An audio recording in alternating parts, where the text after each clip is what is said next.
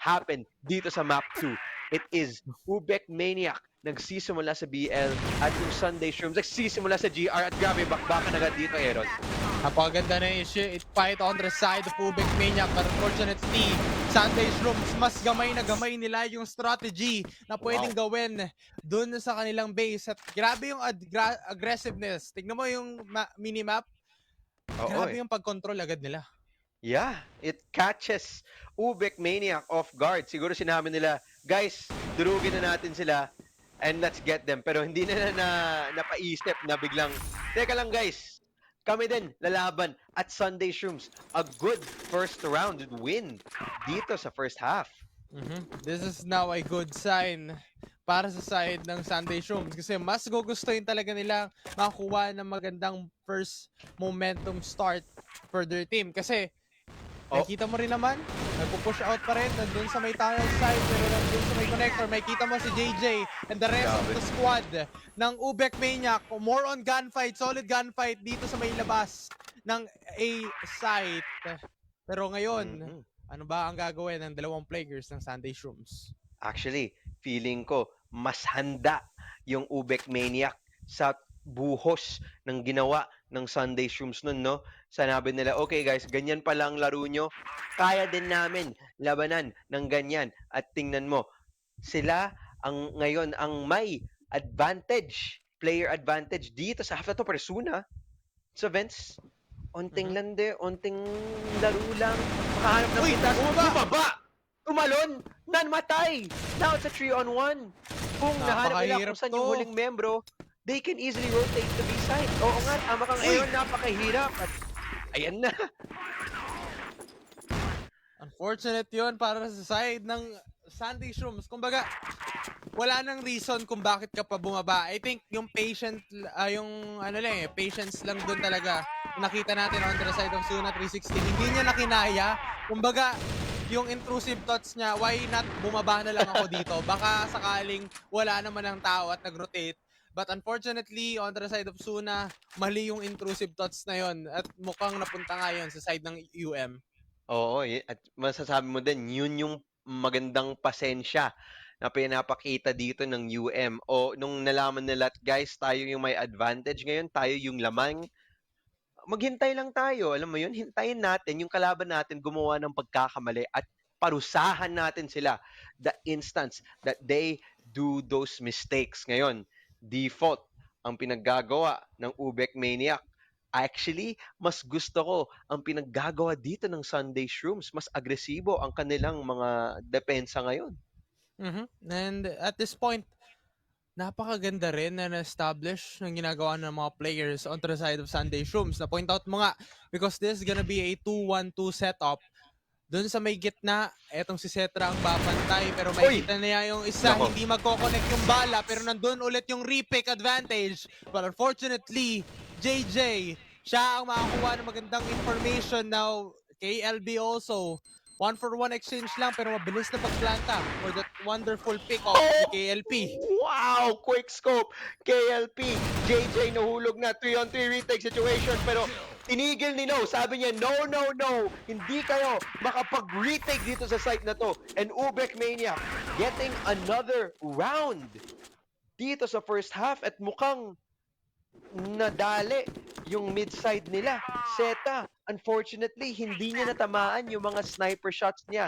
And that costed them that round. Ayun yung mga yung mga opportunity na dalawang beses ka namang nabigyan ng shots on the side of Setra pero walang tumama ni isa doon sa mga players ng Ubek Maniac. Parang mas siniswerte pa ata ngayon so far ang side ng UM because of that whiff shot on the side of Sunday Shrooms kasi mas nagiging on point pa rin for this map number 2 ang Kara yung mga players ng UM. Maganda ang idea na pinaggagawa dito ng Sunday Shrooms on a 1-4 setup. Kaso nga lang, feeling ko, side ng Ubek Maniac, mas alam nila, hindi. Actually, isang smoke grenade lang ang kailangan dito sa side ng Sunday Shrooms. At dahil dyan, mapipigil ang gusto sanang gawing tulak ng Ubek Maniac ngayon. 2-3 defensive setup, pinaggagawa ng Global Risk. 2 tao sa A, 3 tao dito sa B, at potential A-split ata gustong gawin nitong Ubek Maniac. Oo. Pero dahan-dahan pa rin. Wala pang casualty na nakukuha para dito sa dalawang team natin. Ubek Maniac, chillax lang. Sunday's Rooms, mas chillax ngayon kasi hihintayin na lang ngayon nila na pumasok dito sa vents area. Pero Chumat QT, kailangan mo maging astig dito, Ay. pare. Dahil pwedeng Ay, tatlo nako. yung mapitas mo, pero isa lang at mukhang siya pa ang nabigyan. There's gonna be a wild Trade! play para sa side ng Ubek Maniac. Nakapasok sila, nakuha agad yung 2-for-2 exchange. That's a good sign para dito kay J-Vice. What a play for the both teams. Pero tignan natin, enough nga ba yung oras para sa side ng SS? Ngayon, retake situation para sa side ng SS. Ayan, City. Nakita na. Lokasyon. Suna na alam niya na nandyan si No. Buti na lang. Nahanap niya ang kailangan niyang pakuwang pitas. Tetra. Hanap ng pangalawa. 1v2. KLP. Pistol. Napakahirap na ito. However, oras. 13 seconds.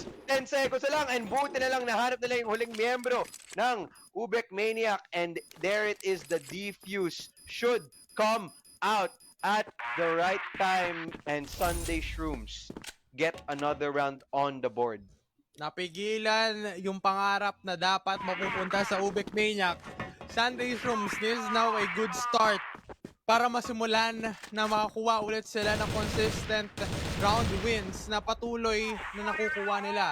J-Bice with that huge 2K, siya yung nakakuha para mat-even up yung numbers. Pero nandito sa pagpasok ng UM, nagulat na naman ito si Kid from Tondo. Hindi inaasahan yung mga engagement. JJ, nakakuha rin ng 2 kills para dito sa kanilang team. But right now, dalawang low on HP. Pero si Dolph, what a play! Hindi talaga nag-connect.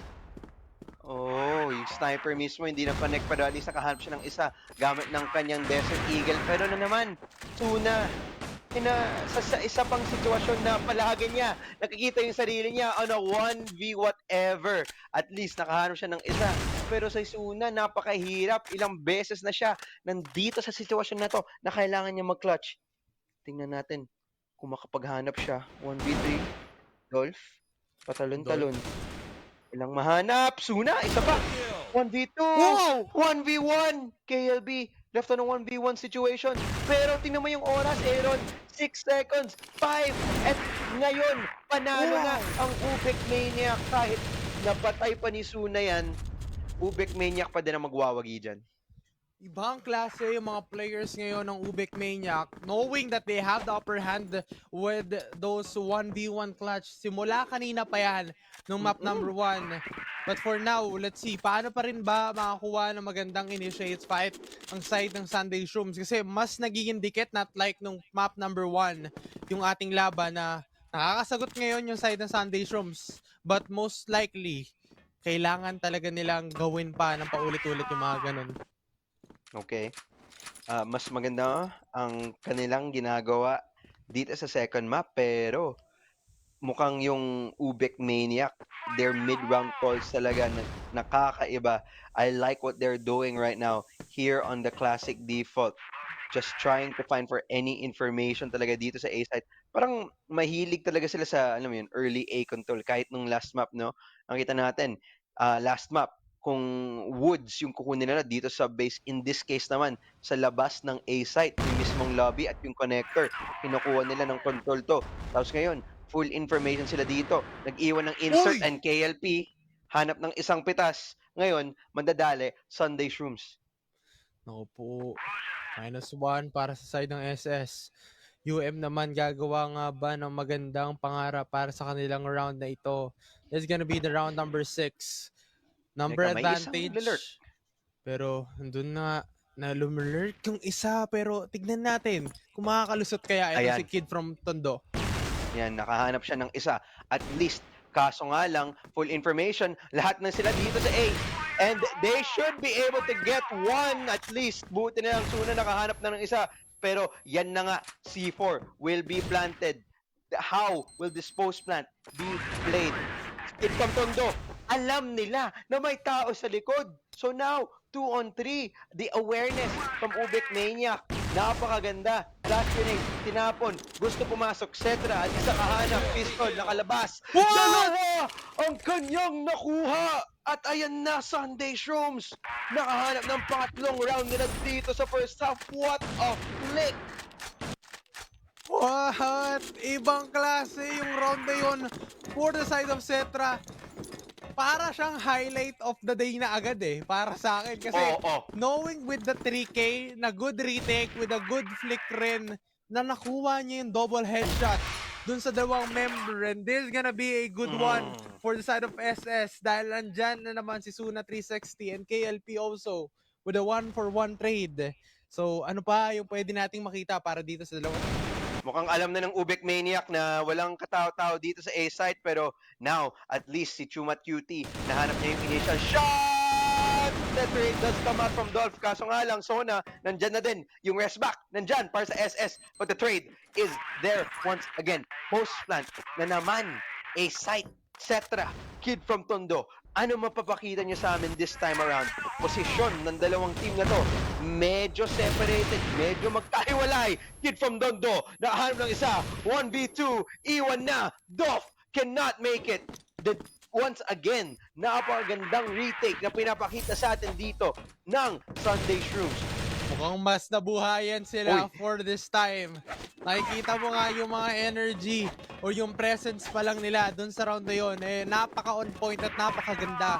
And at this point, Ubek Maniac, GT, they need to adjust right now. Kung hindi, mapupunta ito sa round or map number 3 natin, which is the decider map. Pero for now, SS, lamang sila ng isang round.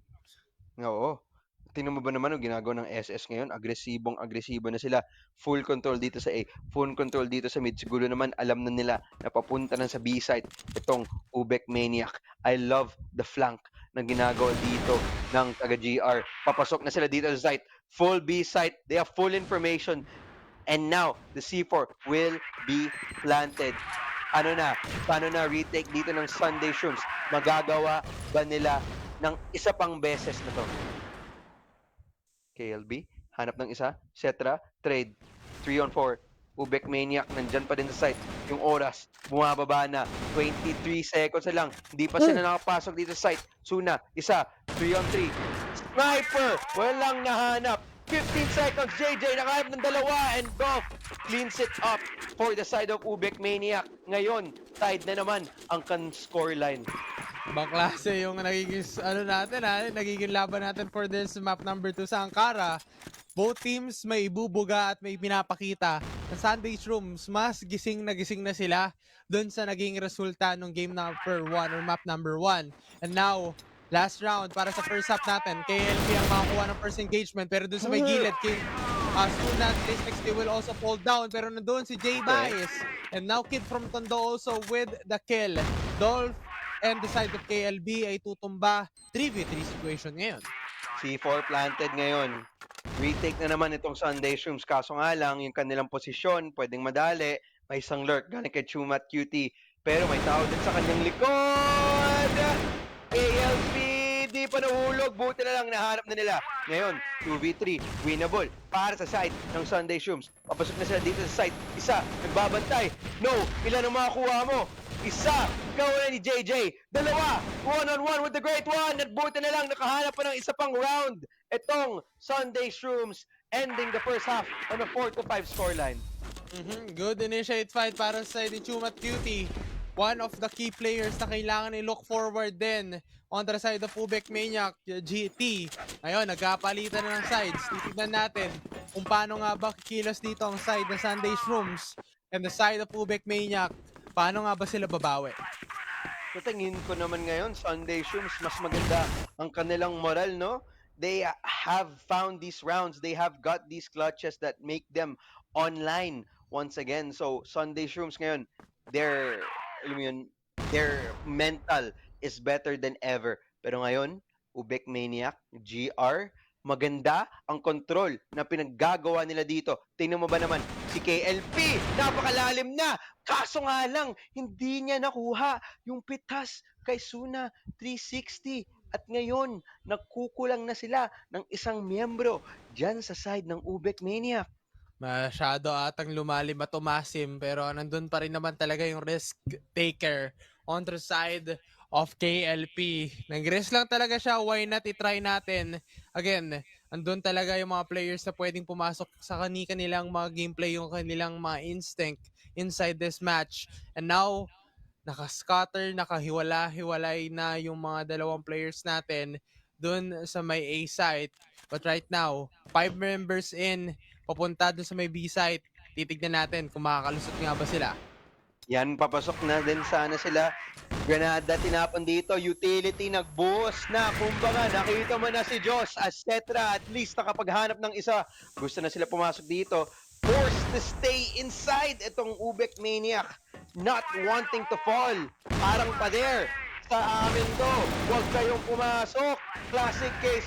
And it is trying to enter. Nahirapan pa din sila. Pero buti na lang. KLB, finding one. No. Isa pa din.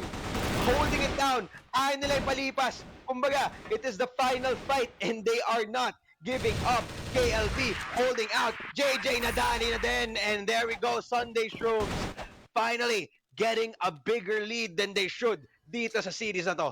Ibang klase yung pinuprove ng side ng Sunday Shrooms na hindi pa tapos ang lahat for the side of Ubek Maniac. Kaya nilang makakuha ng magandang comeback and this is now a good start para sa kanila for this second half.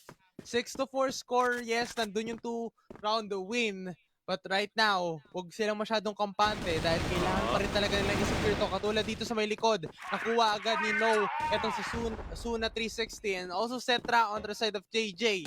1-for-1 lang ang nakuha pero unfortunately, What? all of the players ngayon ng SS ay natutumba. Chumat Cutie nadali din dun, no? Si J-Base, actually, di ko nakita yung patay dyan kay J-Base. Paano siya namatay? Paano siya nahulog dito sa mapang to? So, sa round na to, ngayon, the advantage suddenly goes to Ubek Maniac. Mukhang handa naman yung Sunday Shrooms doon sa agresibong pinaggagawa ng Ubek Maniac. Kaso nga lang, the gunfights, when it comes to these weird gunfights, Ubek Maniac ang magwawagi dyan and KLP gets the final kill onto Zeta. And just like that, gusto nila ipa-equalize ang agwat na ginawa ng Sunday Shrooms. Ang ang ganda agad nung naging batuhan in terms of gunfight, knowing that the side of Asuna 360 and Dolph, ang ganda nung naipinapakita nila in terms of the strategy or yung kanina nilang pag-push. Katulad na naman dito, sunod-sunod yung mga ulo na binabaril ni No and also JJ with a good kill. Talagang on point at kukunin lang nila. At katulad dito, pinaliit yung mapa, pinaliit na yung galaw ng mga players ng Sunday Shrooms, kaya nabawi agad. At tayo ngayon yung ating laban. Pumikit ka lang at grabe yung labanan na yun. Ito yung sinasabi ko, pagdating dito sa mga gunfights, Ubek Maniac talaga, they have that advantage at siguro naman ngayon, naisip nila or na find out nila no na mas lamang sila pagdating dito sa mga gunfights. Oo, there are some rounds na Sunday Shrooms, they are able to win the gunfight, but it's just a little bit of luck, no? But when it comes to aggressive pushes, weird situations, gunfights, mapupunta dyan sa side ng Ubek Maniac. At tingnan mo ba naman yung sinasabi ko si Dolph? Di nga niya kailangan kitaan yung kanyang kalaban. Na wallbang niya. Chumat Cutie, wala na dito sa round na to. Tapos ngayon, slow down ulit ang pinaggagawa ng Sunday Shrooms. Okay, Shelax lang daw muna. Suna 360 nandun sa may gitna. Pero mali ata yung pagbato ng flash. Nabulag yung tatlo dun sa may site. But right now, yung C4 kasi is nandun pa rin sa may base, dun sa may base ng side ng Sunday Shrooms. Ayaw pa muna nilang buhatin kasi once na mabigay agad yung information kung saan yung bomba, or yung C4 rather, is nandun yung disadvantage nila. Pero yung vents area, papasukin lang naman dito ni Setra. Pero sabi ni No, wag ka muna dyan. Akin tong lugar na ito. One tap yun eh. Yung narinig kong gun sound, isang tira lang ng kanyang AK at nahulog niya ang kanyang kalaban. With that, gusto naman nila ulit i-repush itong A-site, yung vent area. Si JJ nagbabantay, nakahanap siya ng isa, making it a 2-on-3. Ngayon, nakita natin yung mga retake na pinapaggagawa ng Sunday Shrooms. Maganda. Kaya ba i-match yung retake situations na pinagagawa ng this time around by UM? Suna, nahanap niya gamit ng off angle. Kaso nga lang, yung Granada na popcorn, 2v1, M4, nasa kamay, at tingnan mo ba naman, piso, isang ubo na lang. Wala na din to. Si Kid from Tondo, tingnan natin kung magwawagi siya dito. 1-on-2 oras. Nahuhulog. Oh, 13 napakadelikado to. seconds. Para sa kanya, 10 seconds left on the clock. Dalawa dun sa may base ang nagbabantay sa kanya. But unfortunately, KLP with that good pick-off. 7-6 score. Change favorite ngayon tayo. Ubek Maniac ang hawak ng kalamangan. Ito yung sinasabi kong mid-round calls na pinaggagawa ng Ubek Maniac, no? They know in that 1v2 situations, hindi naman nila kailangan i-push out, i-force, i-puwersa, kumbaga. Pwede lang sila kumalma lang at pwede sila manalo dito and Dolph, First Blood, etc. Wala mahanap. Chuma Cutie at least. Kaso nga lang, patuloy-tuloy ang buhos na pinaggagawa dito ng KLP. Isa pang nahanap din. Kaso nga lang, now it's down to a 3-on-2. KLP para siya ang kamatayan ng Sunday Shrooms. 8-6 scoreline. Nako, Aaron, dalawa na lang. Ang ganda nung nagiging diskarte ng side ng Ubek Maniac because of the push na ginagawa nila. Unexpected play pero a doable risk play para sa kanila. Kasi once na makuha agad yung initiate fight ng Sunday Shrooms, kailangan na lang talaga nilang pagandahan. Katulad na naman dito, papasok yung mga players ng Ubek Maniac dun sa may labas or dun sa may events area control pero dun sa may gitna. Ayun yung kailangan nilang tignan ngayon at kontrolin kasi once na may open to, pwedeng pasukin at mabigyan agad ng punishment etong si Dolph.